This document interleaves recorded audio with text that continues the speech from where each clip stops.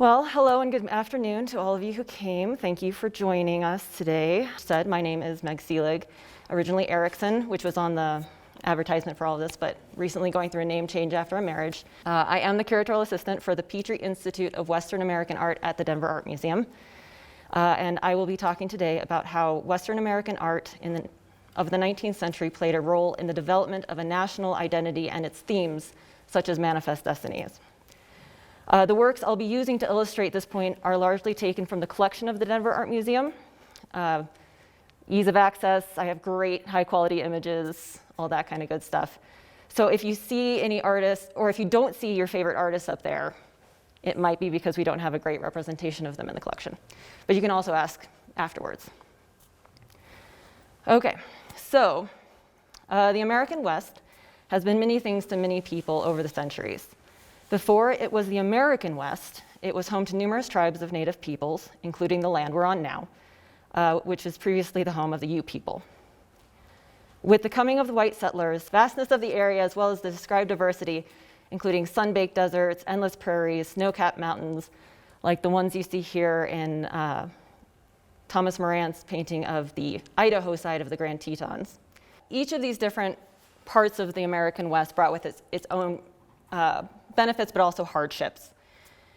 The West, in both reality and myth, has loomed large over the American identity from the first moment we gained access to exploring it to the present day when we are still mesmerized by the beauty and danger of it. Physically visited by countless tourists every year, they take their photos, their selfies, they buy their souvenir t-shirts. Meanwhile, its mythos has continued to be explored and exploited through popular culture with movies, books, TV shows, even video games. The concept of the Wild West, which we are all familiar with, really began quite early on with the Louisiana Purchase in 1803. With it, the United States gained a significant portion of land, nearly doubling its size. As the first substantial portion of land which the US acquired, it set in motion the possibility that this young country could really continue to grow, gaining resources, land, and power. And here I have up here just sort of a generic map, which is fuzzy, I apologize. Louisiana Purchase is that big white swath up there. It's about 1803. You can also see the Oregon Territory up to the top left, the Mexican Cessation, and a few of the other smaller ones. We'll get to those. By the time the term manifest destiny was coined by John L. O'Sullivan in 1845, the US was very close to gaining the Oregon Territory from Britain. That mustardy color up there. Yet even at the time, there was some opposition to this idea, primarily by the Whig, the party of President Polk. In the American Whig Review, published in 1848, it was said that as a response to the notion of manifest destiny, that the designers and supporters, or quote, that the designers and supporters of schemes of conquest to be carried on by this government are engaged in treason to our Constitution and Declaration of Rights, giving aid and comfort to the enemies of republicanism in that they are advocating and preaching the doctrine of the right of conquest, end quote. Although this seems to be the minority of the opinion, and many Americans were more than happy to take advantage of the new surplus of land. However, I would like to begin by spending some time with the area gained specifically in the Louisiana Purchase. And this is just to show the first really great, map of the first great really exhibition that was done by Meriwether Lewis and William Clark from 1803 to 1806. They were the first of many over the next several decades. They traveled for either scientific discovery or more often for government-funded surveys, land surveys. These explorers, they went by horseback and by rivers mostly. Railroads weren't a thing at that time, obviously. And occasionally they brought artists with them to help document what they saw.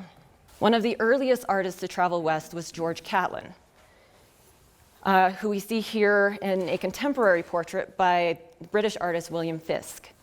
Fisk shows Catlin very specifically as an artist of frontier subject matter. He wears a buckskin suit. He's standing in a teepee, and he's in the company of two Blackfoot Indians whose portraits he's known to have painted.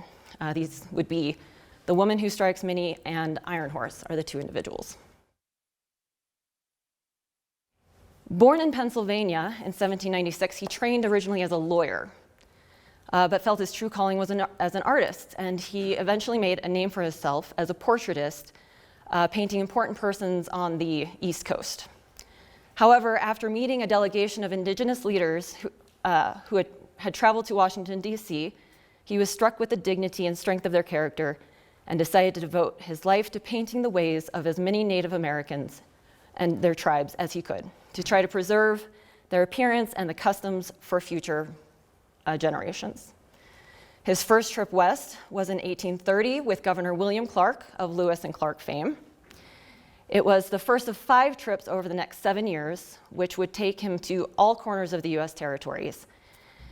And eventually he would meet over 50 tribes documenting their culture, their attributes, their clothing, the people in them.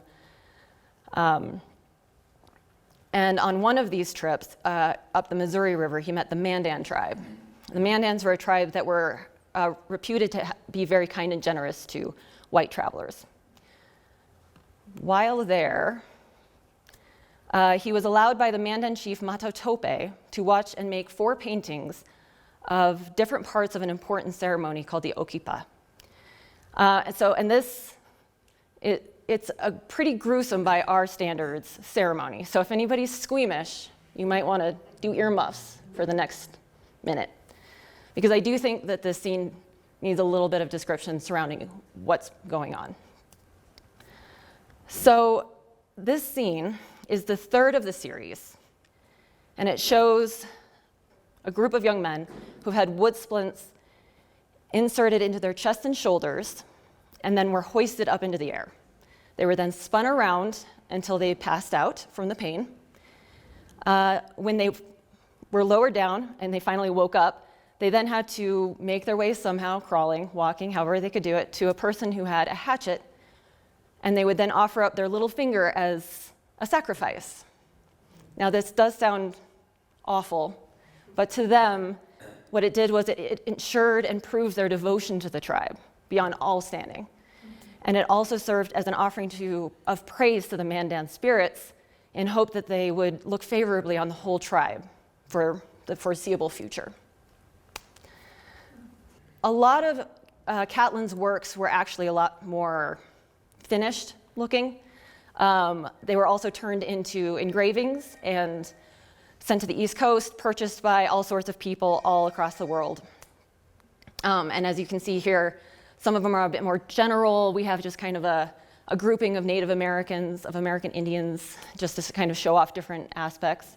We also have such things as this representation of a ball game, which is probably close to lacrosse as anything else. But you can see these are much different from the very sort of sketchy, quick brush strokes that this painting has, and which all 4 of these works have.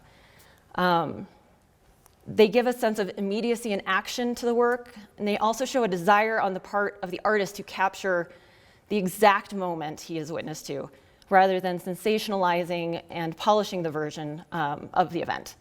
These works were not necessarily published as much as the other works. However, side note, the Denver Art Museum does own a silver plaque of this very work that was done by Louis Comfort Tiffany. Who knows why somebody would want that in their house, but so it goes. Come on. So another artist briefly active in America during this time, yet whose works became influential in spreading the imagery of the West to the East Coast, but also to Europe and abroad, was Carl Bodmir. He was born in Switzerland in 1809. He trained as a painter and engraver after moving to the German city of Koblenz. And it was there that he eventually caught the eye of Prince Alexander Philipp Maximilian Zuvid-Nuvid. And it's a mouthful. The prince had already made one exhibition to Brazil and was now planning a trip to the American West. He asked Bodmir to accompany him on this trip to record the various things they might see, with the intent that these drawings would be eventually published as a full account of his travels. So then after, obviously, Bodmir agreed to this. After arriving in Boston in 1832, the group made their way up the Missouri River to present-day Fort Benton, Montana. The resulting works of these trips are detailed depictions of the places and the people that they encountered. This image, not a painting, there is a painting that exists of this, but this is one of the illustrations that came later. This image of the Hidita tribe member, Parishka Rupa, portrays the man in the costume of the Dog Society of which he was a member. Bodmir has chosen to depict a moment in this ceremonial dance instead of a static portrait. It creates a more dynamic illustration, of course, and thereby likely impressing upon the reader of Maximilian's accounts the absolute foreignness of the native inhabitants of the American West, which just goes to prove that back then, as it is today, sensationalism sells, right? The last of the early artists that I would like to highlight is Alfred Jacob Miller. He was born in Baltimore in 1810 and actually went to Europe to train in painting and drawing. He had recently moved back to New Orleans in 1837 when he met Captain William Drummond Stewart, who was a Scottish nobleman who was planning to attend an annual convening of fur traders in the Wyoming Rocky Mountains near the Wind River Range. And he wanted Miller to accompany him to document his trip.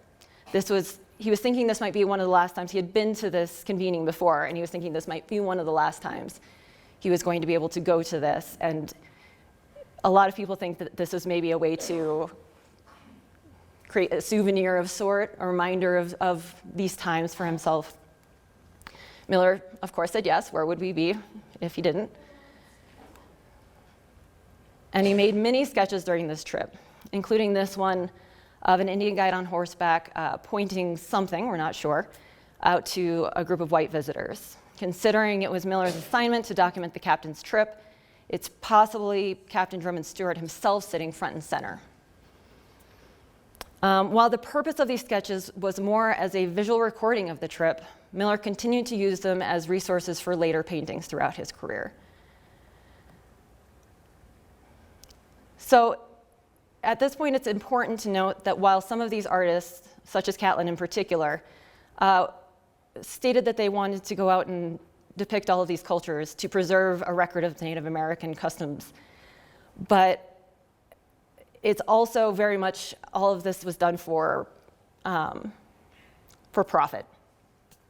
We have even Catlin, who spent the rest of his life trying to market his Indian gallery, which was a massive collection of Native American portraits and artifacts, to different salons, Wild West shows, even traveling as far as Brussels. Here we have a broadsheet from when he was in Britain, but it never really found an interested audience, and it nearly bankrupted him, which is kind of sad. Bodmir has a better outcome. He went back to Europe, never returned to America. He did turn all of those drawings and what have you into illustrations. They did put him into a publication with Prince Maximilian's accounts, and they were printed, and they are quite popular, still are today. You can buy this version from the Joslin Museum store. It's still in print. Like Bodmir, Miller made only one trip west, but his works depicting scenes of the people and places he encountered on that trip continued to be in demand until his retirement in 1872.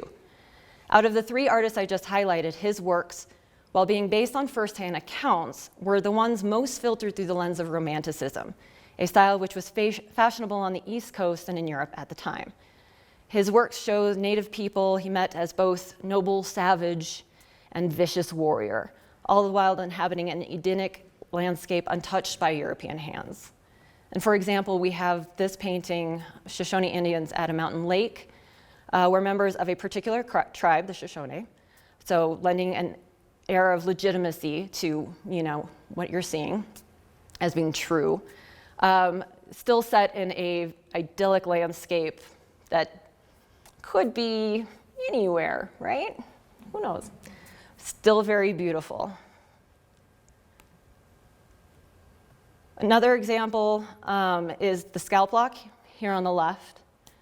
Miller is playing on the stereotype of Native Americans being violent, brutal warriors, which was portrayed widespread in popular culture at the time, perpetuated through magazines and dime novels like the one we see on the right. And I know it's faded, but hope you can kind of see it's a somewhat similar subject matter. And these stories, these dime novels, these books, magazines, most of them claim to be true accounts of adventures in the Wild West, even though obviously there was quite a bit of liberty taken with any truths they presented, much like Miller's works. In The Scalp Lock, a Native American warrior is leaving a battlefield with his war trophy, just the scalp of one of his adversaries. Sorry, that's a bit gruesome as well, didn't warn you.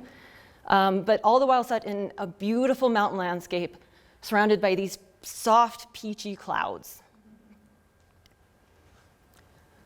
And this artistic romanticization of subject matter was one that was fully embraced by a group of East Coast artists, heading east now, working at the same time, who would come to be called the Hudson River School.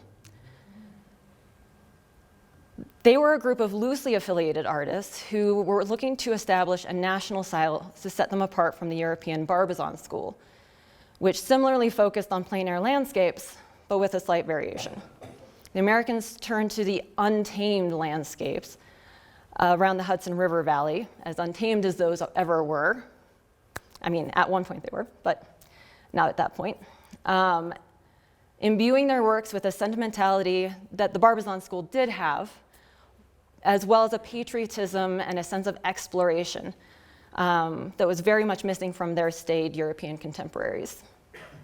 Major proponents of the school included Thomas Cole, George Inness, and Jasper Francis Cropsey, who we see in this painting, just to kind of give an example of, this is a very, very basic example of what their typical work would be, of the Shenango River in New York State.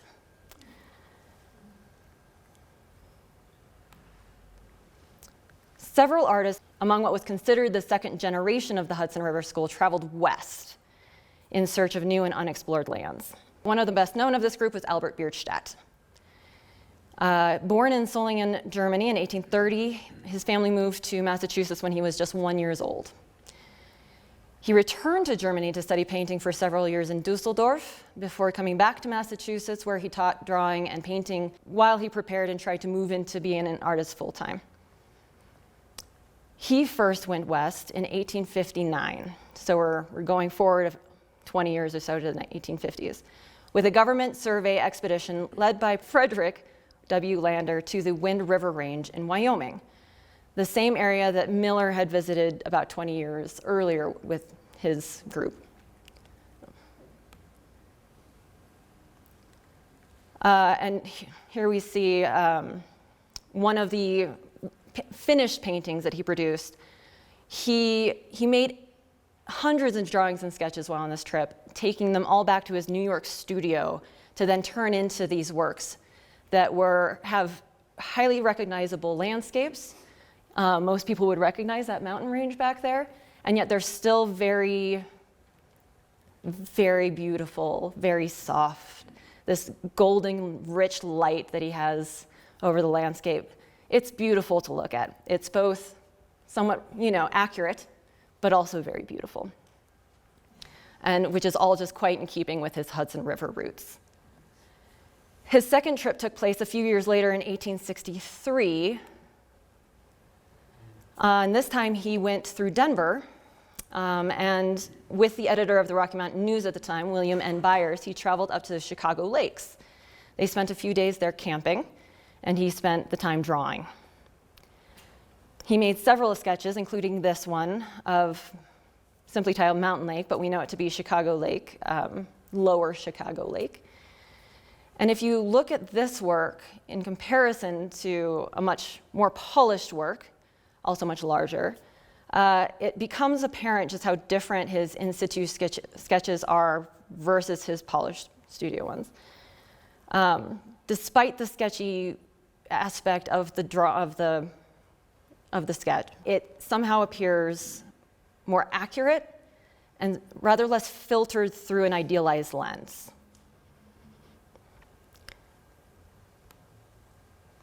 Around the same time, he traveled to California, where he would paint scenes such as the one you see here, Yosemite Falls.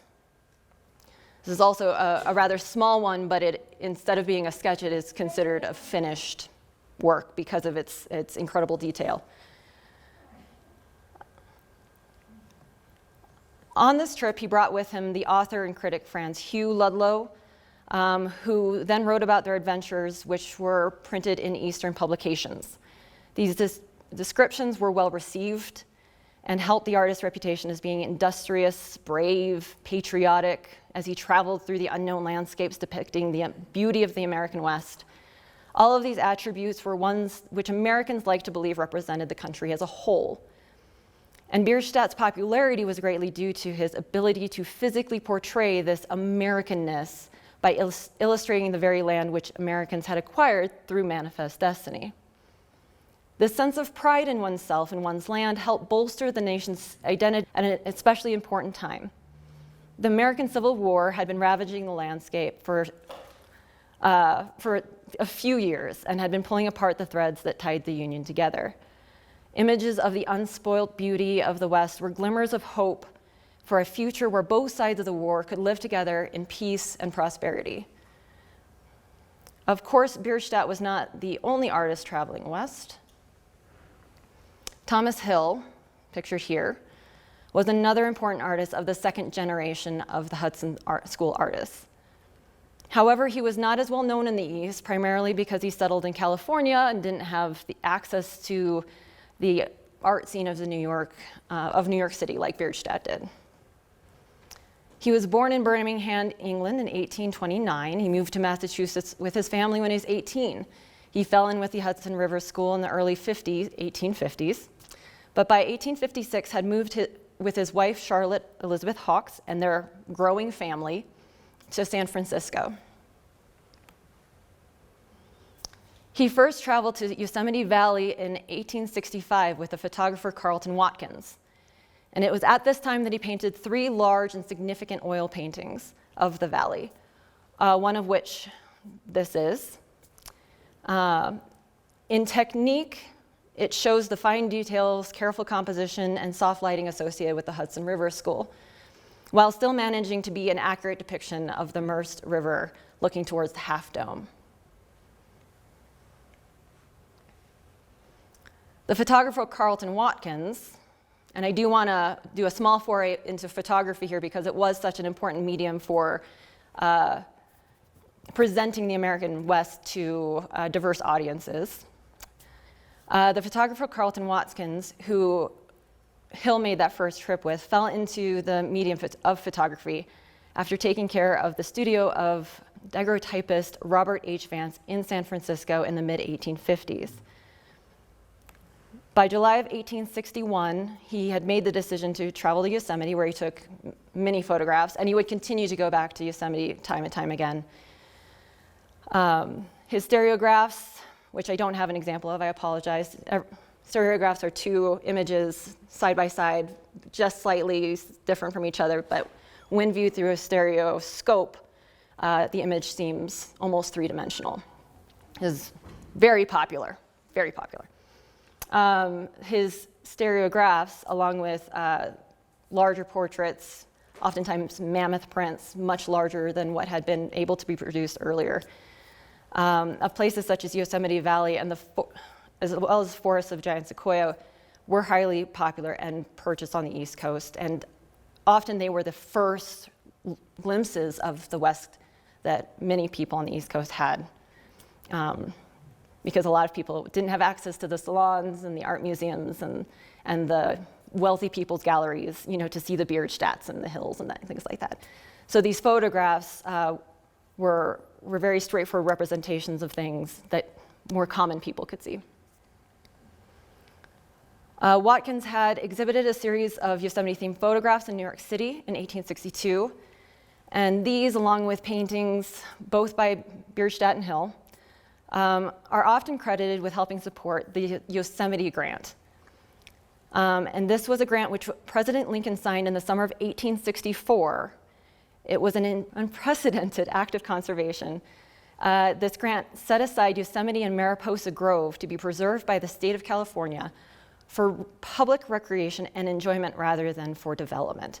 And it was a foundational moment for later legislation creating national parks. But it was with works like these that the concept of protecting these spaces became popular and might not have gained as much ground without having visualizations like this.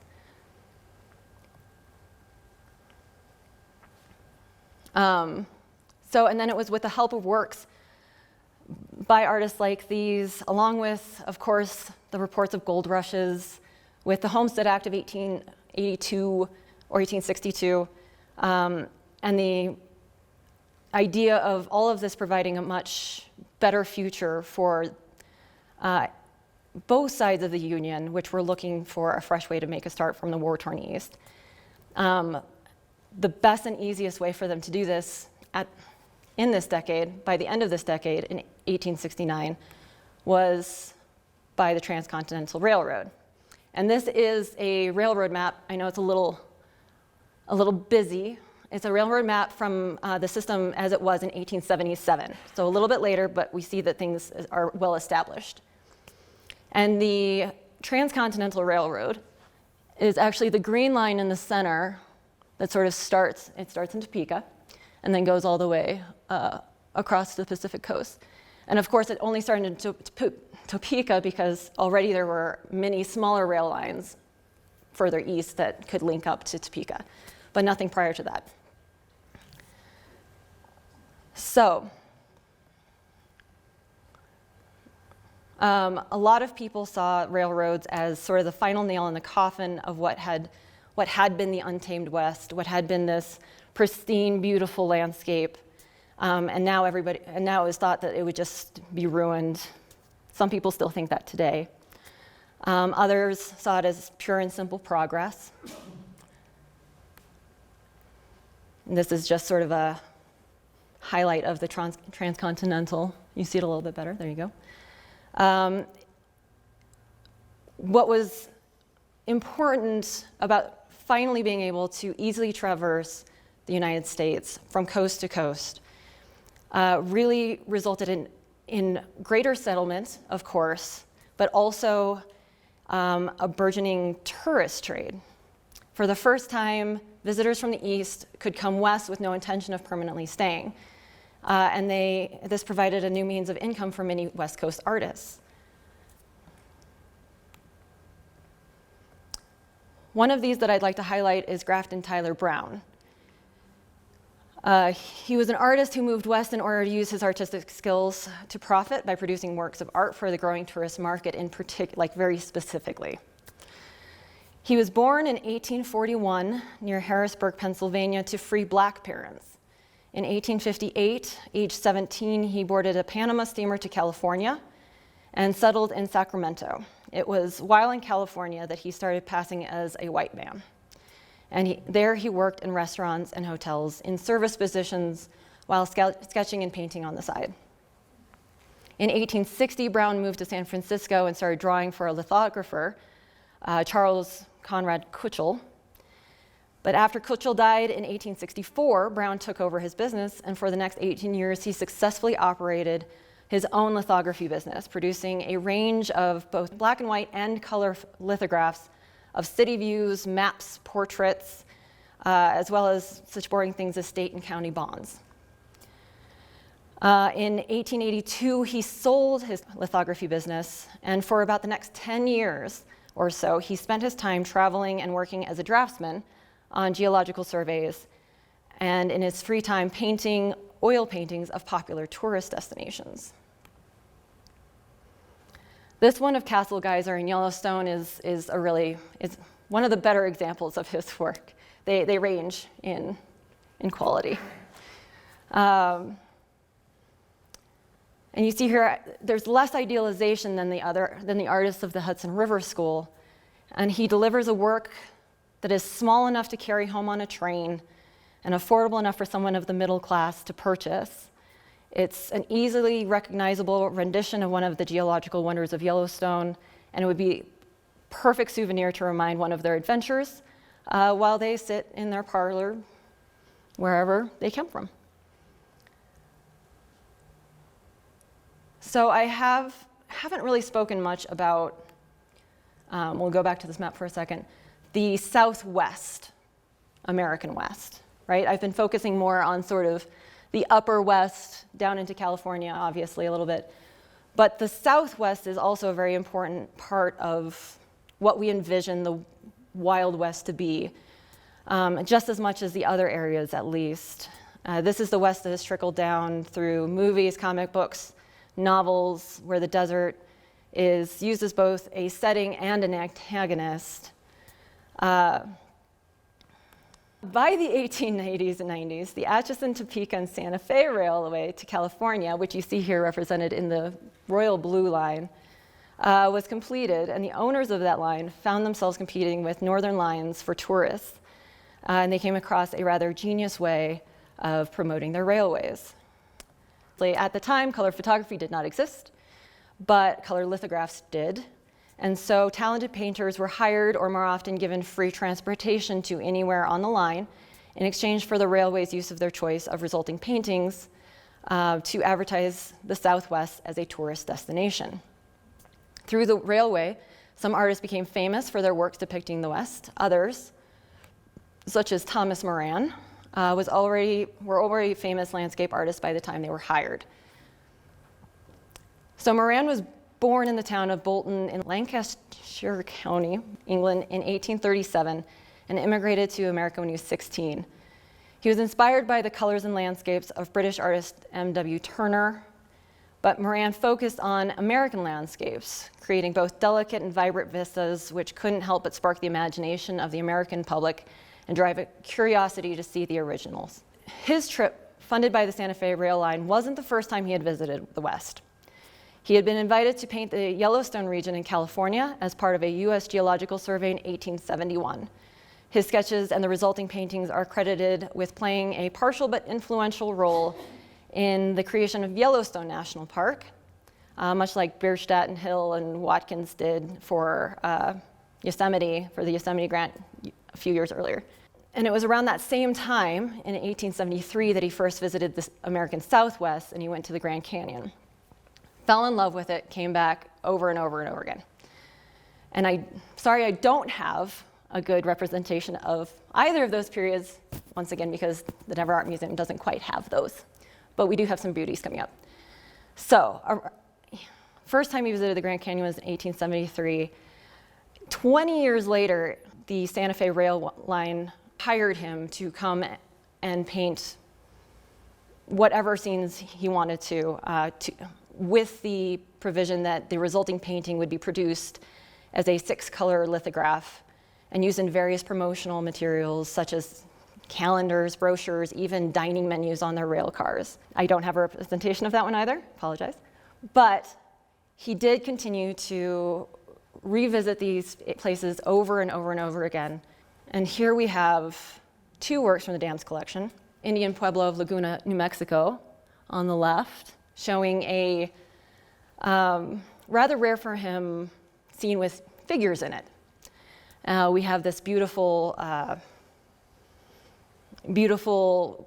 morning light, could be evening, probably morning light, and these women engaged in pottery, ceramics. And then we also have this work on the right, the Grand Canyon Lodge. And what's interesting about these works is that he has been painting these scenes, as I've said, for decades at this point. He still comes back, he still finds inspiration in different ways.